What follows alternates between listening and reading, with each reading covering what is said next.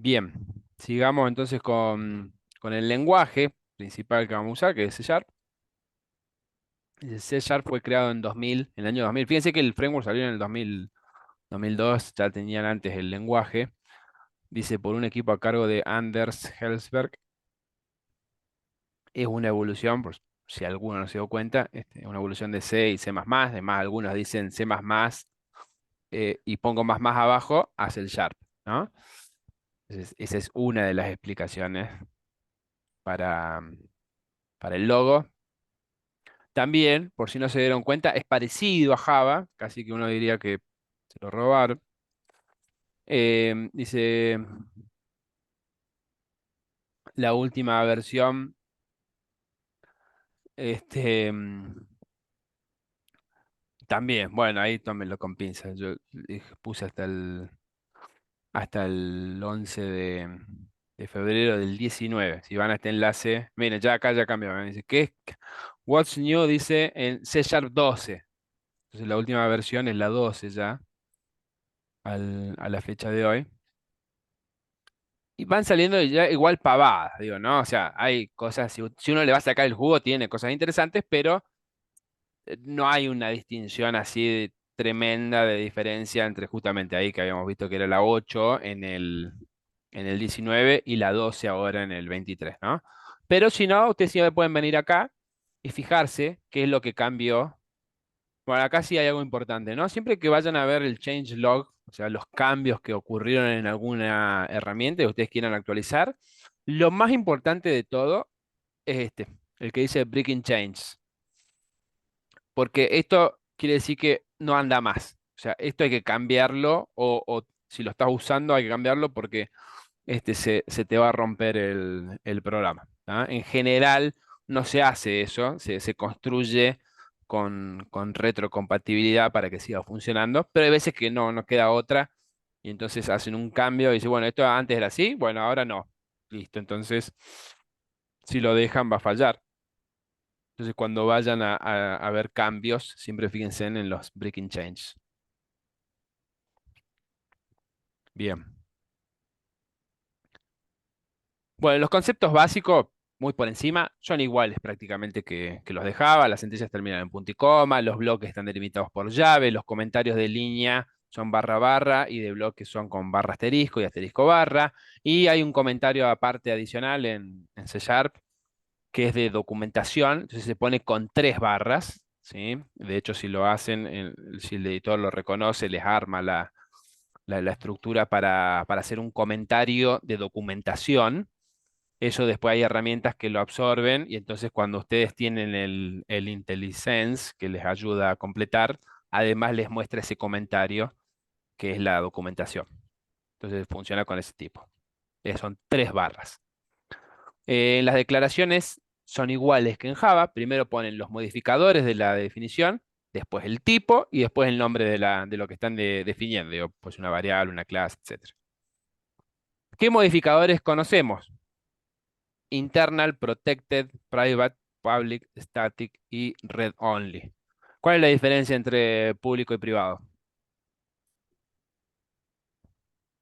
Repaso de programación orientada a objeto, ¿eh?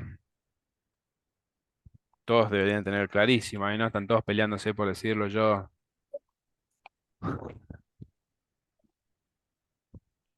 ¿Nadie?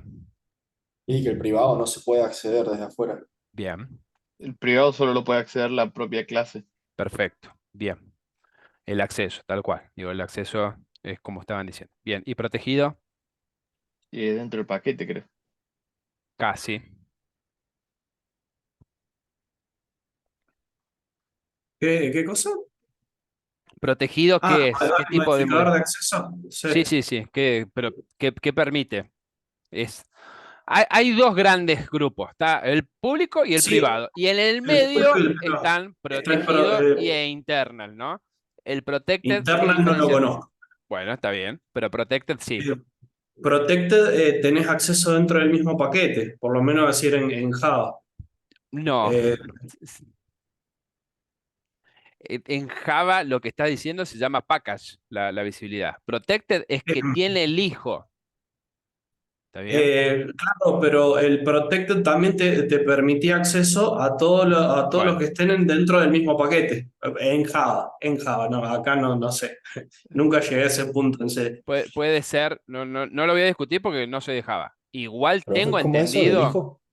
claro, Sí, pero sí, es para la herencia mayormente que se usa eso. es para la herencia, pero Bien, el alcance en el mismo paquete es mucho más que el hijo, ¿está claro? obvio. Entonces, no puede ser que, pues digo, yo estoy casi seguro, no lo voy a arriesgar porque no es mi lenguaje principal, pero Protected en Java no debe ser el que está diciendo. El que estás diciendo vos se llama package, que acá se llama internal. Package, además de ser para declarar un paquete, es un tipo de visibilidad. Puede ser que lo hayan Sí. cambiado, pero No, aquí en Java sí, el protected dice dice que en se la puede después. clase sí, paquete sí, Ah, subclase mira, sí, todos no. todos Vendría a no. ser. ¿Y solo los hijos? ¿Cuál es? ¿No tiene uno de solo Solo los hijos? los hijos, No, no, eso no creo lo tiene. que Lo más no. cercano es protected. Mira qué Podés raro. dejarlo. Sí, es medio extraño eso, sí. Si no, Bueno, también puedes dejarlo sin modificador de acceso, que queda en default, y es similar al protected, pero con un permiso más, que creo que era acceso. eh, ¿Cómo era esto? Eh, sí, bueno. la verdad ya no me acuerdo bien No, del. está perfecto. Bueno, está listo. Yo igual ahí estaba leyendo la definición, ¿no? Digo, a mí me parecía raro, porque en algún momento busqué los mismos, y había, Claro, me pareció haber visto un tipo de visibilidad que se llamaba package también. Pero bueno, no importa. Me parece mal, no raro, que Java no tenga una visibilidad para. Pero lo voy a sumar a las cosas donde justamente, si bien C Sharp se copió de sí, Java, para mí es mejor, va, tiene varias mejores. algunas cosas las mejoró. ¿Se entiende? sí, sí. Es de por sí medio extraño eso, el que el protected no, digamos, Sea de alcance tiene del un paquete. permiso, tiene uno o dos permisos menos que lo que sería público, o sea que muy Claro, protegido no está claro. en Java. Bueno, en .NET Protected tiene alcance hasta el hijo. Entonces los hijos Hasta lo, pueden ver cosas del padre que declaró como protegidas, si las declara como privadas no. claro, Y claro, es privado para afuera, público para el hijo. Claro, es más o menos así. Exactamente. Esa es la definición de protegido en .NET. E internal es esa que ustedes decían recién de protected. Si yo y el pongo hijo, internal, sí es y el abierto en el hijo del paquete. hijo No, para abajo lo sigue heredando, salvo que vos lo pises. sigue heredando, está bien. Claro. En ese sentido, sí se mantiene. Bien. Bueno, y estático qué es? Ese sí es igual en Java. Sí, ¿cómo era eso? Que no, que no es dinámico. Eso es para No, los métodos y las Eh, demás cosas, que son propios de la clase. bien, Claro. perfecto. Claro, pero no es, hay una palabra dynamic y no es la contraria de static. Ojo con eso. Ah, Em, bueno. estático quiere decir que no es No es hay del dos objeto, tipos, dirían de la claro. clase. Hay dos tipos, hablando digo, con propiedad, hay dos tipos de miembros de justamente de las clases. Los miembros de instancia y los miembros de clase. Los miembros de instancia son en general todos los que ustedes hacen, que para poder accederlos tengo que tener una instancia. ¿Está Claro, bien? ¿Qué es una instancia? Cuando yo hago new tal cosa, ¿sí? Entonces tengo una instancia del objeto. En cambio, la clase, ¿qué cosas puedo hacer la clase punto algo? Bueno, sus miembros estáticos. claro. Como la Sí, clase se map. aplica igual. Claro. ¿Cuándo decido yo? Digo, bueno, ¿y cómo decido? Yo algunos los pongo de una forma y otros no. Bueno, depende. Si el resultado de lo que va a decir el método depende de la instancia, entonces tiene que ser de instancia. Si la respuesta, uno podría decir, es la misma para todas las instancias, no importa cuál le pregunte, entonces es porque es de clase. Se refiere acá en sí ya como contexto también, porque en Java, ¿no? El error típico que te salía eso, no se puede acceder a una propiedad dinámica desde la clase estática. Te lo da como contexto. Por eso dije dinámico Ah, recién, tendría como que, opuesto. tendría que ver el código para entender el error, ¿sí? Claro, Tendría claro, que no, verlo, está pero bien. no me arriesgaría a decirte algo. Pero, pero bueno, en ese sentido es lo mismo. Obviamente, si vos estás tratando de acceder a un miembro estático o a un miembro de instancia y es estático, bueno, sí, sí, no se puede. Te daría en ese aspecto sí parece un contexto, ¿sí? Bien, digo el ejemplo así como bobo para decir si algo es o no digo, si yo tengo la clase persona, entonces puedo poner color del pelo, no puede ser estático, tiene que ser distancia, porque cada persona va a Claro, tener su propio color. En cambio, sí puedo decir, no sé, cantidad mínima de corazones para vivir, uno. Y eso no importa a qué persona se lo pregunte, todas van a decir uno. Entonces, esa propiedad, ese método, esa variable, lo que ustedes quieran, tiene que ser estático, ¿sí? O por lo menos debería ser así. Bien. Y read only, bueno, es trivial, ¿no? Es read only, es que solo se puede leer. Ahora, read only no es para declarar constantes, es parecido. Están las constantes, está const en .NET, en C Sharp, pero también tengo el read only. ¿Cuál es la diferencia? Que el read only se puede setear una vez. Y una vez que se fue seteado, no se le puede cambiar el valor, pero no en cualquier lado. Se puede setear o en la claro, la declaración constante ya tiene que estar definida en el para... mismo momento que es declarada. En cambio, el read only puede Exactamente. o en el momento que es declarada o en el constructor de la clase. Entonces, por ejemplo, el valor podría venir por parámetro. Lo setea y murió ahí, ¿sí? Entonces, ahí está la diferencia. Bien, y después, esto vamos a indagar un poquito más en breve. Tengo tipos por valor, que son todos los primitivos y las estructuras. ¿Sí? Yo en C Sharp puedo declarar estructuras. ¿Sí? Por ahí, no creo que lo hayan hecho en Java, pero si alguna vez programaron en C o en C++, está el struct, ¿sí? Así como Sí, el el class. Bien, pero tiene significados distintos que el de C++. La diferencia en C++ es que las estructuras no tenían métodos y las clases sí, y, bueno, y un par de cosas más. Pero acá básicamente la diferencia es que las estructuras son tipos por valor y las clases son por referencia. En general van a trabajar con referencias y con clases, pero sepan que las estructuras son tipos por valor.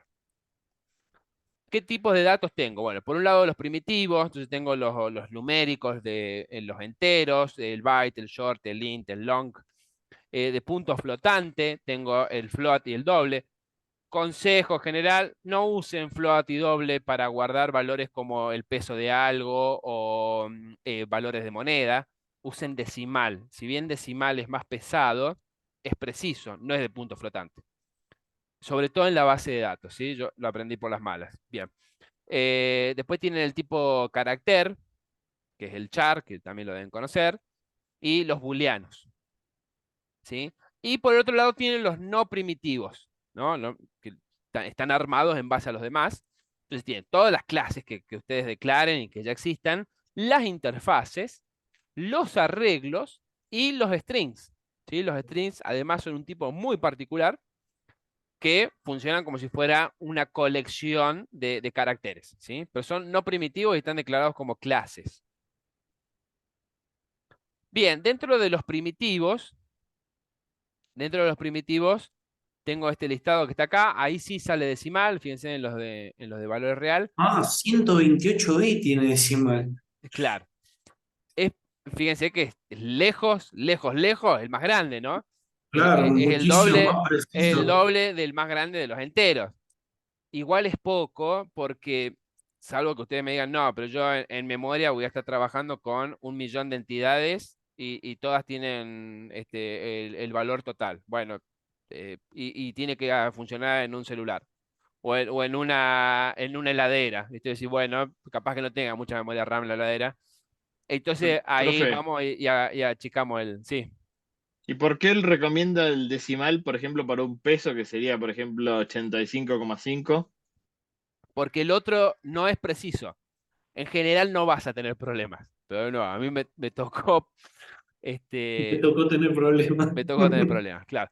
Entonces le digo, mirá, ni te arriesgues, no vale la pena. Pues, salvo esta situación que yo te diga, mirá, te está diciendo, estoy trabajando en un proyecto especial donde la memoria es algo importante. ¿Me entendés? Decir, mira, hoy la memoria en general no es problema, salvo que tengas miles de solicitudes, miles de cosas en memoria, y entonces vos digas, bueno, tenemos que ajustar. Entonces puedes decir, mira, si bajás de decimal a doble, en esa parte reducís a la mitad, pero no va a ser el grueso del programa. Pero si a vos te sirve, pasalo. Profe, igual se puede limitar el decimal o no. ¿A cuántos No, decimales querés que te muestre? eso lo que está diciendo es de base de datos. Ah, bien, En el bien. lenguaje ya viene prefijado, ve que dice ahí la cantidad de dígitos significativos. Claro, la memoria te la guarda igual. Claro. Claro. ¿Cuál es el problema? Cuando ustedes trabajan de esa forma, las divisiones no dan números precisos, entonces es medio difícil guardar el número, y entonces justamente no guarda el número, queda como una aproximación. Por eso es el punto flotante. Entonces no es exacta la precisión. La computadora no sabe dividir. Claro, no es tanto un problema de nuevo en C Sharp. A mí me tocó rabiarlo justamente con MySQL. Yo usaba float para guardar el valor del importe. Y un día, no me acuerdo precisamente, pero ponele, había sido como 200, guardé 200, y digo, bueno, dame todos los 200 ahora. No salía la query.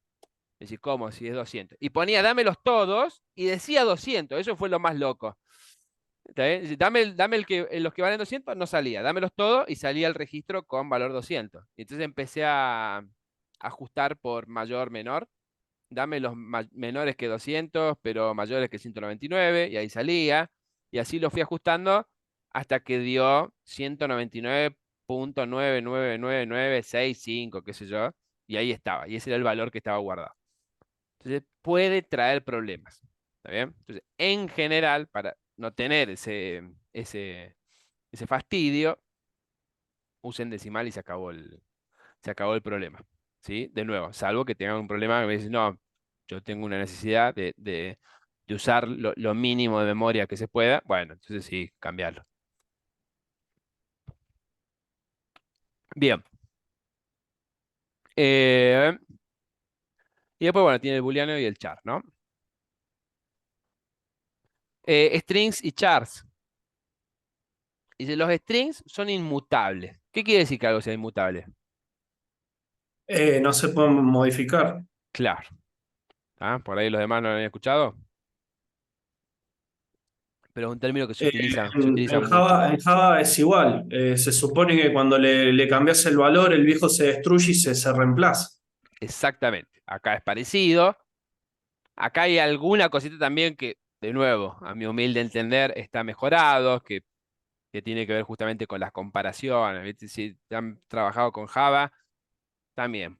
Este, toco de oído ahí porque fue hace 1.000.000 de años, pero pasaba que no podías comparar con igual igual, que tenías que usar el método equals, que es diferente una Claro. cosa de la otra. Bueno, acá eso no pasa y pueden usar el igual igual siempre, y va a ser lo que uno intuye que va a pasar. Entonces, en ese sentido es más sencillo. Y el manejo de los strings es parecido a lo de Java, donde justamente, si bien son clases, ¿sí? Justamente yo los tendría que trabajar por referencia. No hay mecanismos para modificar los strings. Yo tengo que hacer otro. Tengo que hacer otro string y me lo devuelve. Es muy fino esto, pero está bueno saberlo también. Tiene que ver con el conocimiento fino del lenguaje que en algún momento les puede servir. Dice, las operaciones sobre strings devuelven un string con el resultado de esa operación. ¿Se entiende? Entonces yo hago hola mundo punto substring, no está recortando el string. Me devuelve un string, que es el recorte que yo haya solicitado. El otro queda igual.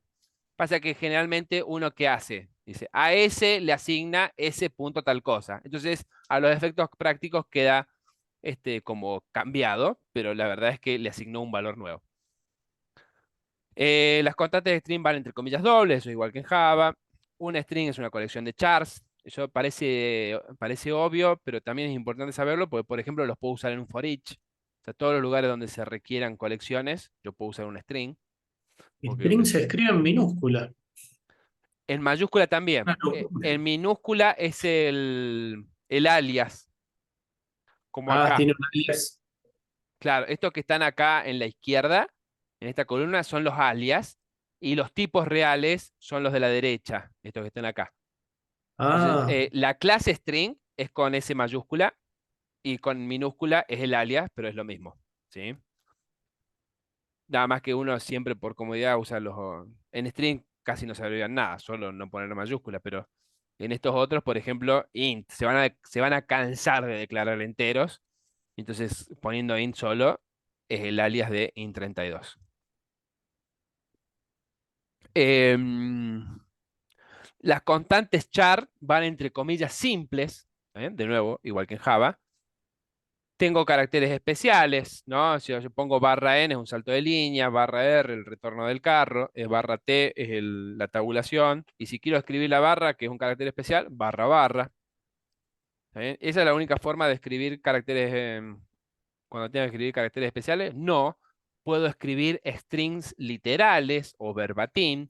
Entonces, si yo al string le antepongo una arroba, todo lo que sigue dice tomalo tal cual está, no tiene significado especial.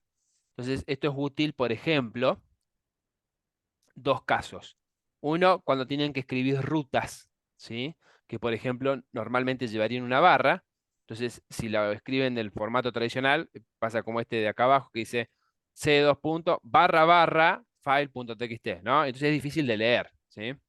En cambio, con este mecanismo ponen la arroba adelante y dicen, mira, donde aparezcan caracteres especiales, obvialos o tomarlos como están. Entonces pueden escribir tranquilamente c2 barra file, ¿sí? Más sencillo. Eso no sé, pero supongo que debe estar también en Java, en los strings literales. sí, el Eh, template literal. bueno. Y después tengo la interpolación, que esto también, cada vez todos los lenguajes lo deben tener, y si no, en alguna versión de la mejora del lenguaje lo agregan, que es como formatear un string con variables adentro. Que lo tradicional que ustedes hacían era un string más el valor, más este otro string, más otro valor. Bueno, horrible de leer después la cadena, que además es propenso a que se equivoquen, que se olviden un más, bueno, etcétera. Entonces, ¿qué se empieza a hacer? A hacer interpolación de strings. Entonces, yo meto variables en el medio. Entonces, ¿cómo hace para saber dónde hay variables? Bueno, en .NET, en C Sharp, yo al string le digo que va a haber interpolación. Entonces le antepongo el signo pesos antes que empiece el string. Y adentro directamente uso llaves. Entonces, entre llaves van variables. ¿Está bien? Este es parecido, de nuevo, en Java no sé cómo debe ser parecido, pero el que también se le parece es JavaScript. ¿Sí? Si se acuerdan, Sí, sí, algunos lo sí, en usaron. JavaScript. El tema es que en JavaScript pegaban el peso a las llaves, Antes de la llave, sí, a porque cada si no, no variable. podías escribir llave a cada variable. Exactamente. Acá pueden decir que es un pro o un contra, eso dependerá de cada uno. Ponen el signo peso una sola vez y adentro ponen todas las veces las llaves que quieran. Y no sé si importa acá, pero se usan comillas simples en JavaScript. Comillas No, dobles, no, comillas, backsticks, eh, ni siquiera las dobles o Sí, la las simples. francesa, Bastix. Sí, sí, la que Claro, está al revés. las que están al revés. ¿Sí? Son con backsticks, si no, no te funciona. Pero esas. no, esas son las simples. A mí me tomaba eso, a mí me andaba con eso. Estas son las... ahí puse las otras. Ah, Esas son las backsticks. Ese sí lo hago más a Automaticé por la duda. menudo, no, ¿no? no, no, no, ¿Sí? claro, es así, perdón, Está me bien, equivoqué yo. está bien. Esas sí las uso más seguido, así que sí las tengo. Este, mm, bueno, nada, en el otro lo tenían que hacer a cada... Bueno, pero acá no cambian cómo se hacen los strings, siempre es con comillas dobles. Pueden poner los dos juntos, pueden poner verbatim y signo peso y combinar. En el otro lugar que lo van a utilizar es cuando escriban las queries en el lado net. Entonces, yo les recomiendo, yo algunas las he pasado, pero no todas, pero de nuevo, traten de no siempre copiar y pegar mi código, sino tratar de hacerlo ustedes. Em, ¿Qué les digo? Hagan un string con saltos de línea, incluso adentro, y como en el verbatim, pueden hacer saltos de línea y los toma, ¿está bien? No se rompe el string. Y eso es mejor que estar concatenando. Porque ¿qué suele pasar? Concatenan y se olvidan de poner un espacio. Entonces cuando arma el string, se pegan las palabras y le sale error de SQL. ¿Está? Entonces en general usen los strings verbatim, no los interpolados. ¿Sí? Los interpolados no. Para armar las queries. Ya vamos a ver después queries, no se preocupen. Bien, más de teoría de C Sharp y del framework, cómo trabaja. Tipo por valor, tipo por referencia. Entonces dijimos, las estructuras son por valor, las clases por referencia. ¿Qué contiene la variable? ¿No? Yo me declaro una variable de cualquiera de los dos. Bueno, si es una estructura, tiene el valor real, ¿no? Entonces yo declaro un entero y a la variable le pongo 5, que está guardado en la caja de esa variable, el 5. En cambio, si es una clase, tiene guardado un puntero a la dirección de memoria donde está guardado el valor. ¿Claro? De nuevo, eso parece como medio fino, pero tienen que saber ese tipo de cosas, ¿sí? El día de mañana hace la diferencia entre solo saber escribir líneas de código y entender lo que están haciendo, ¿sí? Bien, ¿qué más? ¿Dónde está alojada? Bueno, la memoria es la misma, pero es como que está dividida en dos partes. Uno es el stack de ejecución, ¿sí? Bueno, ¿dónde buscan información ustedes cuando en realidad los resultados suelen salir de ahí? ¿Cómo se llama el sitio de ayuda? Por excelencia. No han ido a buscar nunca, ¿eh? Stack Eh, Overflow. Bueno, ¿y de qué viene? Justamente, es un error de programación, ¿sí? Este, para mí no era el más conocido, ¿no? Yo le hubiera puesto otro, pero hay un sitio que se llama como otra. Hay otro al- error. ¿Cuál es el otro error re común? Null Pointer Exception Claro, o null reference. o Null Reference. En punto .NET es null reference. Pero sí, es lo mismo, null pointer exception. ¿Tá? A mí me daba más ese error que el de Stack Overflow. Mm. Además, si da Stack Overflow, está medio sonado, ¿no? Casi, o el programa está mal hecho, o, o no puede hacer nada, porque Stack Overflow es que se desbordó la pila. Entonces, una de las formas de que eso pase, por ejemplo, una función que se llama recursivamente y que no termina nunca. Entonces va creciendo esa pila de ejecución hasta que no hay más memoria. Bien, o accedo a posiciones de la pila que no se puede, pero bueno, eso se puede hacer en otros lenguajes. Pero bueno, el punto es que una de las partes de administración de la memoria es la pila, que es cuando ustedes llaman a funciones y entonces se va apilando ahí los valores, ¿sí? En memoria. Y la otra es la parva, el heap, ¿sí? Que es el resto de la memoria que uno va, cada vez que hace new, va y pide memoria ahí. Y guarda en la variable un puntero a esa zona de la memoria, ¿no? Ahí está guardado el valor, ¿sí? Bien, valor null, bueno, las estructuras no pueden, los valores, las variables que tienen por valor no pueden tener valor. Null significa que no tiene valor, ¿sí? Entonces, siempre arrancan con un valor por defecto. Como en general las variables de estructura son enteros, son numéricas, el valor por defecto es cero. Pero bueno, para los booleanos podría ser falso, para los caracteres, el carácter del espacio o alguno particular, y así.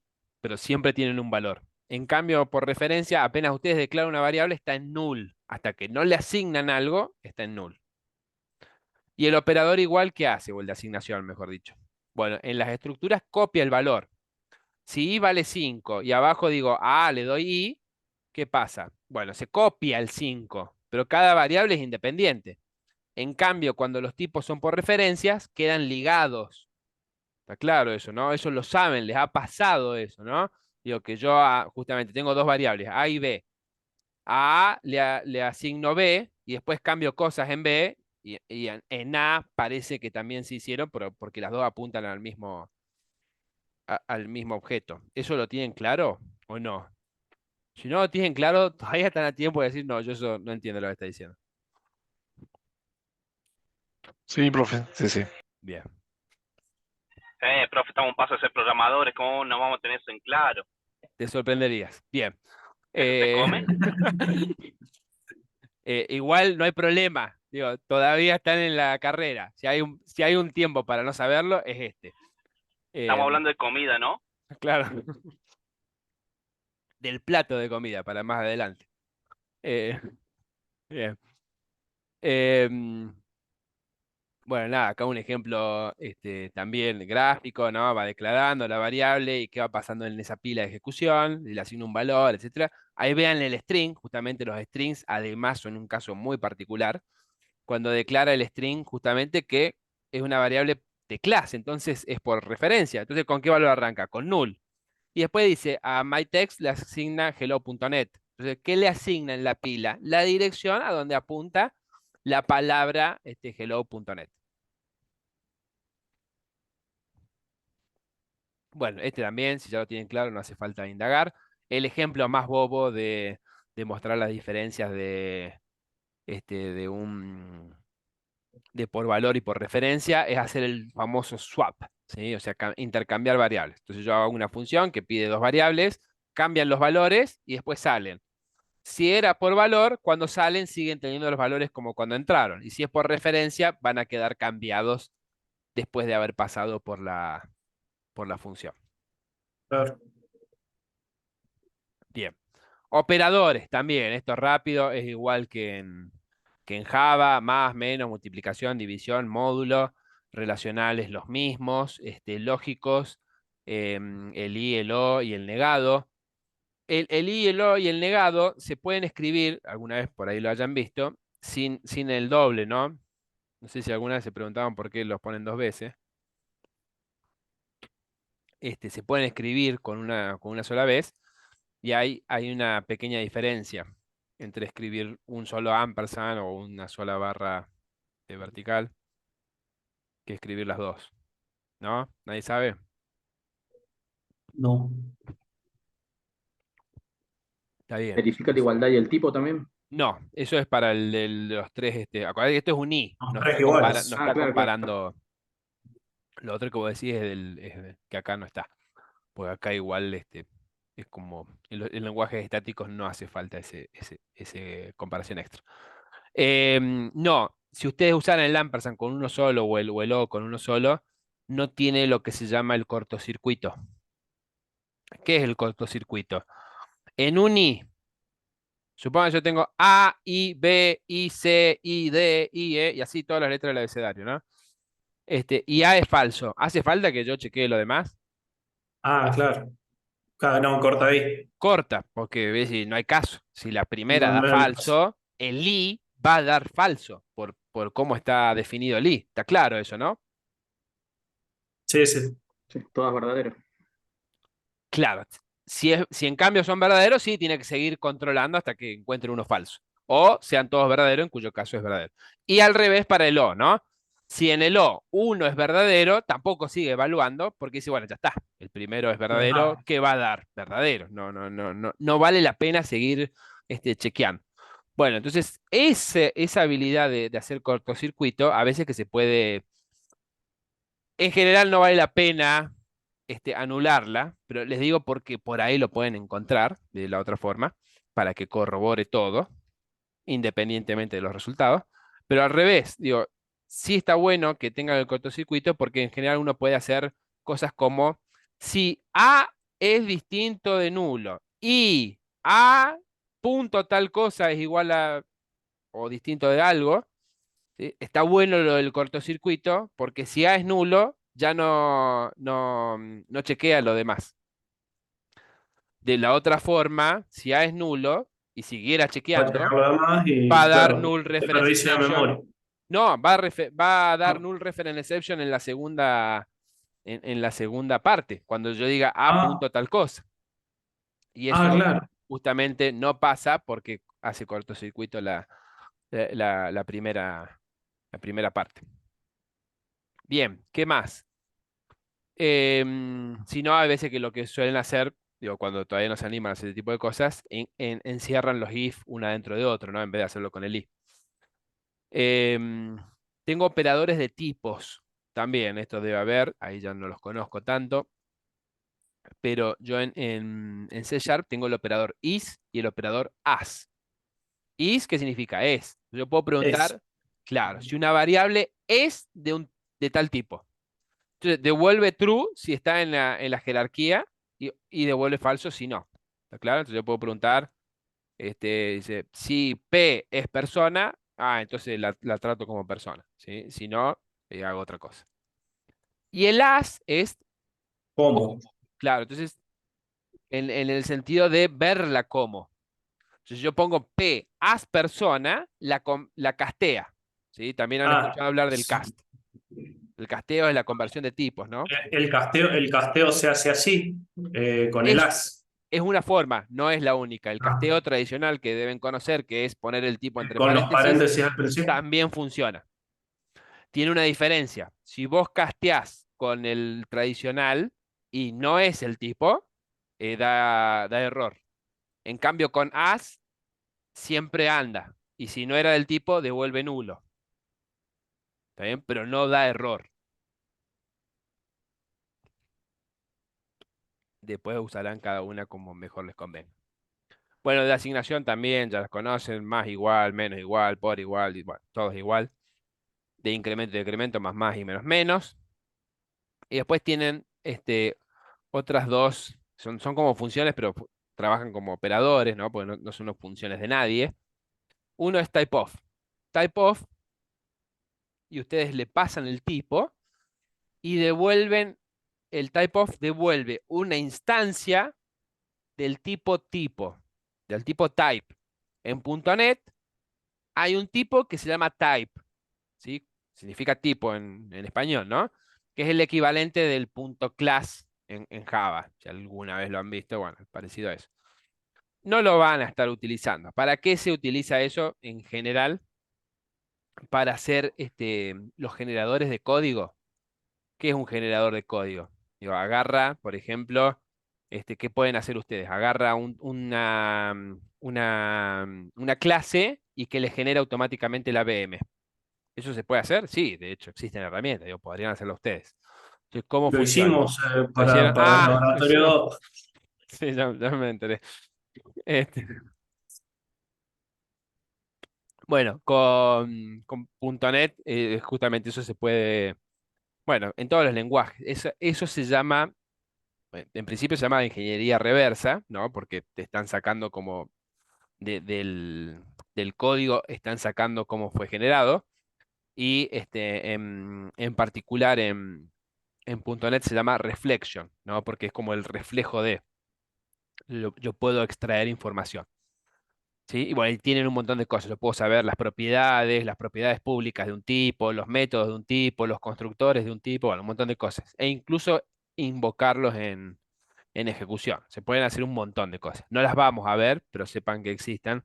Y el principal uso es ese, el de hacer herramientas que automaticen generación de código.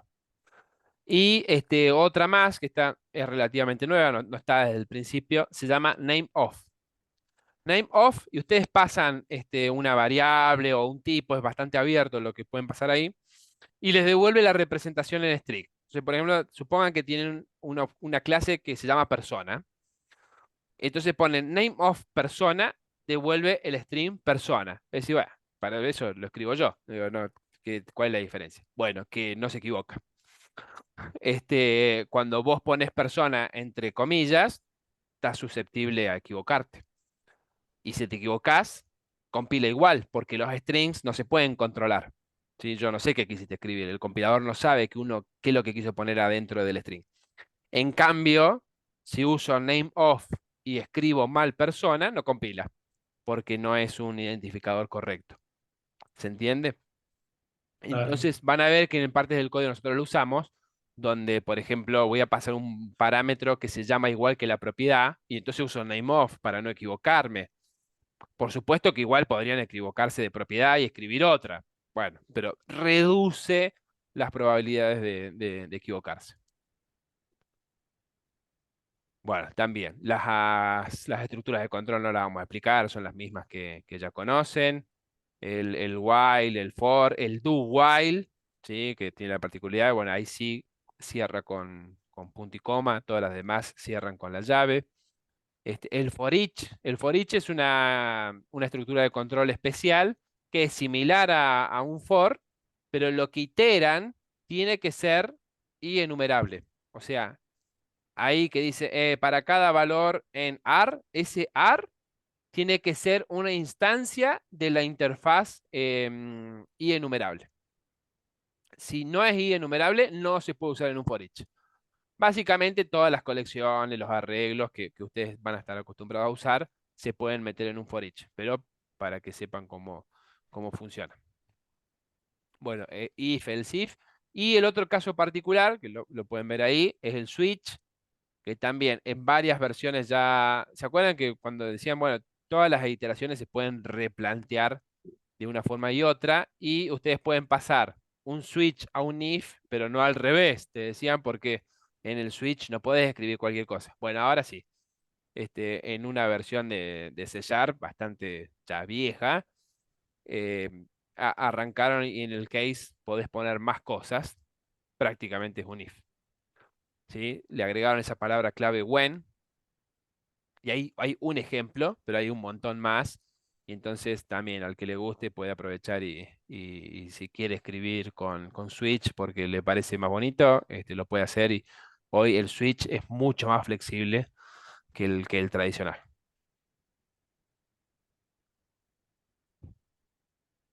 Bien. Después tenemos clase, interfaz y herencia. Dice, C Sharp no permite múltiple herencia. Bueno, hoy en día casi ningún lenguaje lo permite. Nada. Bueno, hay muy poquitos lenguajes que dijeron, sí, heredad. Pasa que no es un capricho, la herencia múltiple tiene múltiples problemas. Porque si yo tengo dos padres y los dos tienen la propiedad A, ¿cómo hago para accederla? Bueno, nada, se puede resolver, digo, pero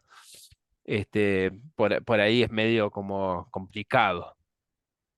Entonces, ese era uno de los problemas de los lenguajes que deciden no tener herencia múltiple y en general tampoco hace tanta falta.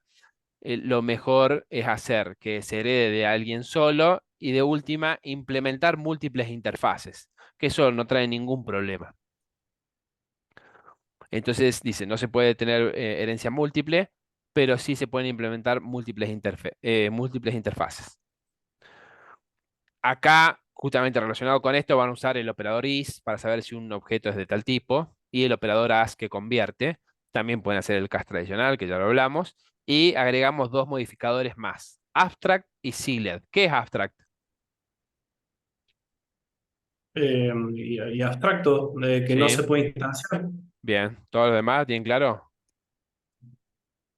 Sí. Es una superclase de la que está hecha para que hereden otras, no para que se instancie en sí. Tal cual. ¿Y sealed? Bueno, Esa no la conozco. esa es nueva. Sella la clase. Muy bien. Sealed es sellar y justamente es al revés. Ese es para que no se pueda heredar. Perfecto. Muy bien. Ah, perfecto. Profe, ¿esa Sí, notación que es ahí en la interfaz te genera un getter y un setter para nombre? sí, esa es otra de las Es una bondades. maravilla Sí. eso. Bueno, bienvenido al lado oscuro de este. Bueno, esta es una cosa que yo también, de eso que decís, no entiendo por qué todavía Java, porque vos decís, bueno, no lo hicieron en un principio, ¿por qué no lo hacen después? 58 getter y set. Claro, Claro. mirá lo que es esa notación, es una delicia. Sí, Te ahorra 20 líneas de código. ¿Quién pudiera? sí, pero no solamente eso, digo, porque además, justamente cuando vos lo vas a usar, no es que solamente genera el código para eso por detrás. Esa es lo que se llama azúcar sintáctica. ¿Qué quiere decir? Bueno, que ustedes lo escriben así, pero después el Sí, hace el compilador por laburo del detrás lo, computador, lo sí. tiene que hacer, ¿no? O sea, igual hay una Claro, como la finca variable, wait de claro, Node. exacto. Después por detrás sí está el getter y el setter. Está la variable auxiliar, que ahí no se ve cuál es, pero está. Pero está hecho para decir, che, si el 99% de las veces uno hace getter y setter y lo único que hace es devolver el valor o setear el valor y no le hace nada adentro, es decir, bueno, hagamos el getter y Se el va a setter automatizar, sí. genérico. lo automatizan de esa forma, que en realidad lo simplifican, ¿no?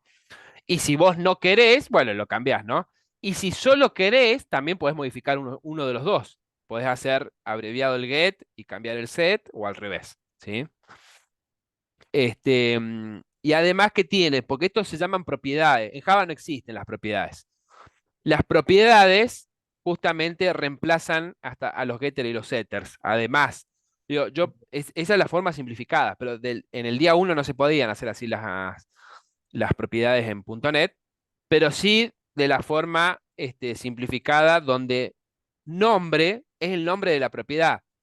Y si yo lo quiero setear, no tengo que usar set nombre como en Java, y si lo quiero devolver, tengo que usar get nombre. Directamente uso nombre. Entonces decís, ¿cómo hace para saber si tiene que ejecutar el getter o el setter? Y bueno, dependiendo del lado de la asignación. Entonces, si yo estoy del lado izquierdo de la asignación, ¿qué le estoy haciendo a la variable? La estoy La estás asignando. asignando, Entonces, ¿qué claro. hay que usar? El setter. Y si la estoy usando del lado derecho, la estoy obteniendo. Entonces tengo que usar el getter. Y si la estoy usando de los dos lados, y las dos cosas. Entonces, parece una pavada, pero en general se simplifica el código. Pero, por ejemplo, supongan una variable que ustedes le quieren hacer más en Java. Tienen que hacer set de get más 1. Y queda una cuestión Claro. así de llamadas de funciones, que por ahí va a decir, bueno, igual es una función, no pasa nada. Pero se ve más difícil de leer. En cambio, en una propiedad en .NET, agarran la variable y hacen más y ya está. Porque el más descompone de un lado del lado izquierdo, del otro lado del lado derecho. El más también es una simplificación del lenguaje. Y entonces cuando lo tiene que setear, usa el get. Cuando tiene que setear, usa el set. Y cuando tiene que obtener, usa el get. ¿Está? Después hacemos un poquito más ahí. Pero básicamente yo ahí en nombre le asigno o le uso el valor como si fuera una variable más. Pero se llaman propiedades, ¿está bien? No son variables comunes. Y bueno, perdón, y por último, sigue siendo una azúcar sintáctica, la propiedad, aún con toda la declaración completa, sigue siendo una azúcar sintáctica porque por detrás, al final del día, sí, .NET crea un método get y un método set. Pero para ustedes es invisible eso, nunca lo ven, ¿sí? La única forma de verlo sería haciendo justamente el reflection y viendo todas las cosas que se crean en una clase. Pero al final pasa eso, de nuevo. Entonces no es que no existan, sino que son transparentes para el programador. Y en el caso de la interfaz, bueno, ¿qué es una interfaz?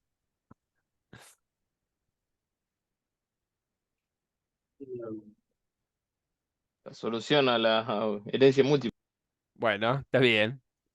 ¿Y, y cuándo Sí. uso interfaces y no clases para heredar o clases abstractas? ¿Cuál es el criterio? Las interfaces se pueden instanciar. Yo puedo Eh, hacer new y nombre. no, parece que no. Los abstractos tampoco. Bien, empezó, viste, como más seguro y ya bajó a. Creo que no, digo, por las dudas. Creo que ¿Está no. bien? Está bien.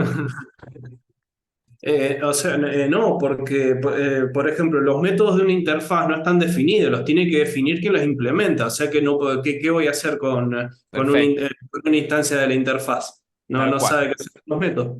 Tal cual. No habría forma. ¿No? Ustedes piensen que cuando instancian algo y le van a llamar a los miembros, tienen que hacer algo. Y en las interfaces los miembros no están definidos, por definición, justamente. Pues si no, no sería una interfaz. ¿Está bien? Entonces no pueden hacer nada.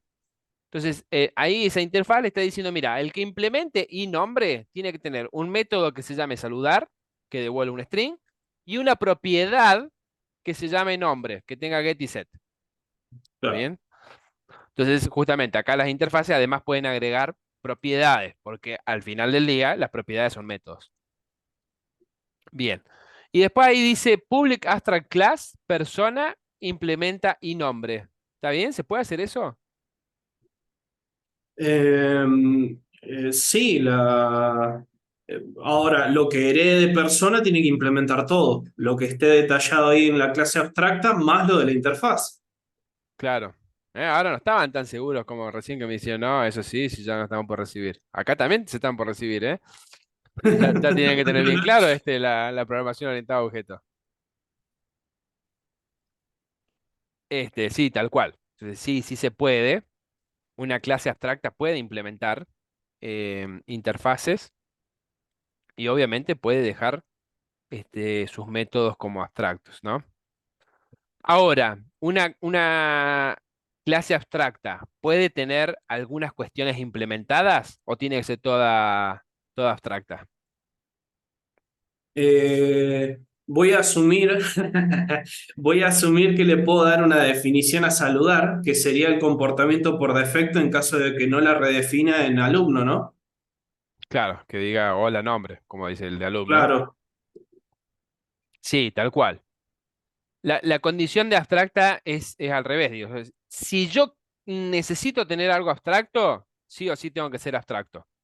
Si no, puedo o no ser abstracto, eso es independiente. Sería raro que algo esté totalmente implementado y diga, vale, lo voy a declarar abstracto. Digo, ¿y por qué? Digo, porque no quiero que, bueno, que se instancie, ponele. Hay otros mecanismos para hacer que una clase no sea instanciable, pero abstracto tiene que ver con que al menos uno de sus miembros es abstracto. Entonces, como alguno de sus miembros es abstracto, ¿qué pasaría si instancio esa clase y después llamo a ese miembro? No va a andar porque no está implementado. Entonces, por eso no se puede instanciar clases que sean abstractas, porque si llamara al método abstracto, al método, a la propiedad, al miembro en general abstracto, no sabría qué hacer. Entonces, si es válido, todo ese código de ahí es válido. Entonces, después dice public class alumno, hereda persona y hace override. Esa es la forma de pisar un método. ¿Sí? Le dice, mira, al saludar tiene que hacer esto, ¿sí?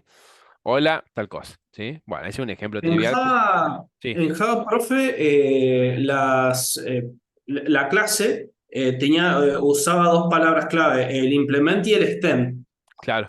Acá Están acá, también, acá porque implements era para cuando, para cuando ibas a interfaces, implementar una interfaz y el extend era cuando estabas heredando. tal Podrías cual. tener un solo extend y una sola implementación.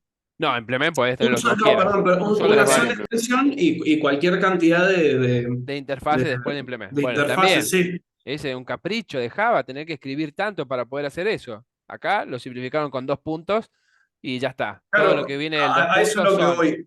son clase, o una clase y un listado de interfaces.